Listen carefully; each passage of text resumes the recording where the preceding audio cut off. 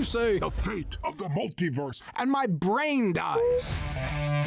We started off going into the Spider-Verse, and just recently we were finally able to swing into theaters and travel across the Spider-Verse. So what's the next step? Well, naturally, it's going beyond the Spider-Verse. And the best part is that we have less than a year to wait. But that also means that we've only got so much time to think about what's going to happen. I'm Kyle with Wicked Binge, and today we're going to go across the Spider-Verse fandom to discuss some Beyond the Spider-Verse predictions we love and hate. Now, it should go without saying, but major spoilers for both Spider-Verse movies, specifically Across the Spider-Verse, which just came out, and feel free to give your own predictions in the comments section below. First up, this theory suggests a transition from one genre to another, that Beyond the Spider-Verse will actually be live action. We sourced this prediction from Reddit user CherryIntelligent856, who predicts that Miles will travel to a live action universe and stay there for most or part of the film. While we understand the market for a live action Miles Morales movie, and mean no disrespect for anyone who wants to see this, but we gotta say we hate this prediction. One of the best parts of the Spider-Verse saga is its incredibly fluent, vividly colorful, and highly stylized animation. To take away or even reduce it would be to remove the heart of what makes these movies so special. So while we're not opposed to maybe a small live action aspect, which could actually be kinda cool or funny, we're hoping that Miles' Disney reboot arc doesn't come to fruition in the Spider-Verse movies. Okay, now we're getting into major spoiler territory. Watching this video isn't a canon event, so feel free to save it for later if you need. Speaking of,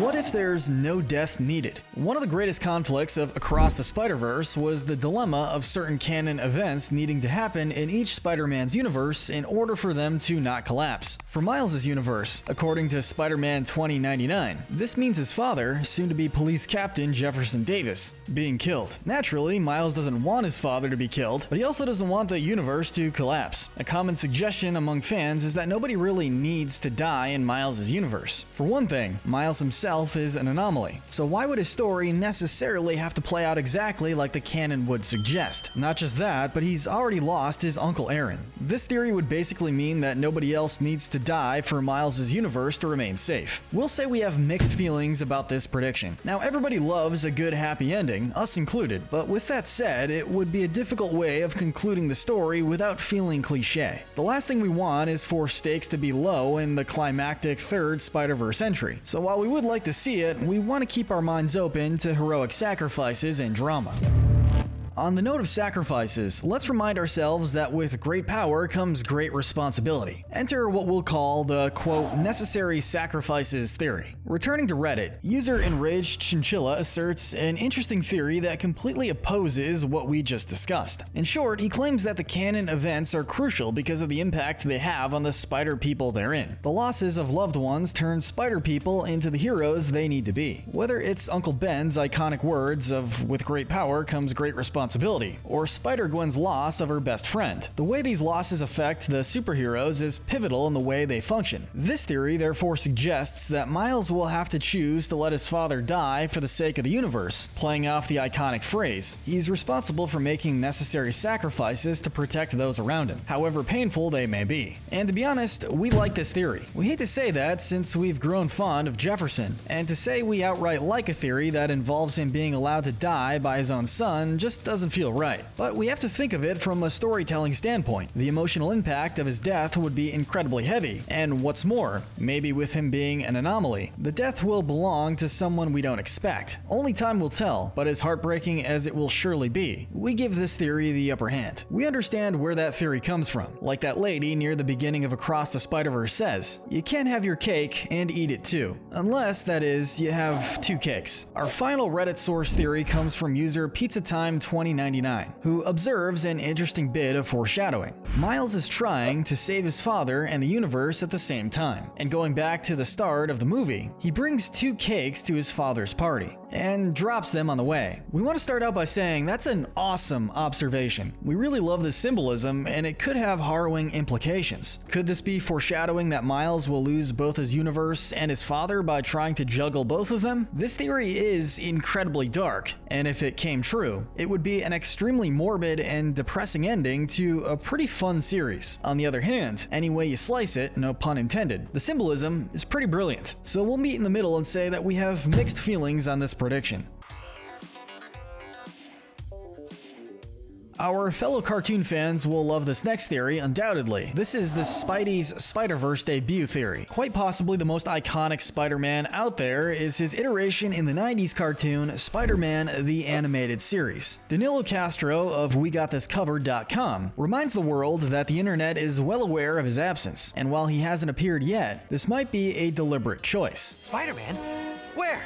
Where? Could it be that the animated series Spidey will finally make his debut in Beyond the Spider-Verse? We don't know, but there is no doubt about it, we love this theory. The Spider-Verse in and of itself was not only inspired by the last 2 episodes of the animated series, but it's one of the most beloved iterations of the character. There's no doubt that fans would be ecstatic to see the 90s animated arachnid make it to the Spider-Verse saga, and as far as we're concerned, he absolutely deserves it. Staying on the trend of popular characters returning, we have even more in this next entry, because there's also some very reasonable predictions that the Sinister Six will return. In the final act of Across the Spider-Verse, Miles ends up stranded in the universe of Earth-42. Because the spider that bit him was actually from here, this universe had no Spider-Man, and as a result, New York was in absolute chaos. Part of the chaos in question included 6 company names in the background, as pointed out by denofgeek.com. They reference Electro, Vulture, Sandman, Scorpion, Doc Ock, and Rhino. While these could easily just be a fun Easter egg for the audience, they might also be legitimate foreshadowing for the upcoming film's villains. Yet again, we have to say, we love this theory. The Spider-Verse saga's portrayals of classic Spider-Man villains have been phenomenal so far, and to add several new ones to the mix would be a fantastic choice. Scorpion and Vulture did have iterations present in the films, but didn't get a lot of screen time. And as for Doc Ock, she was a major antagonist in Into the Spider-Verse, but was absent from Across the Spider-Verse. We never saw anything of her after being hit with a truck near the Super Collider. So could it be that she ended up on Earth-42 and formed a Sinister Six of her own? We hope so, but regardless, this may just be our favorite theory of them all.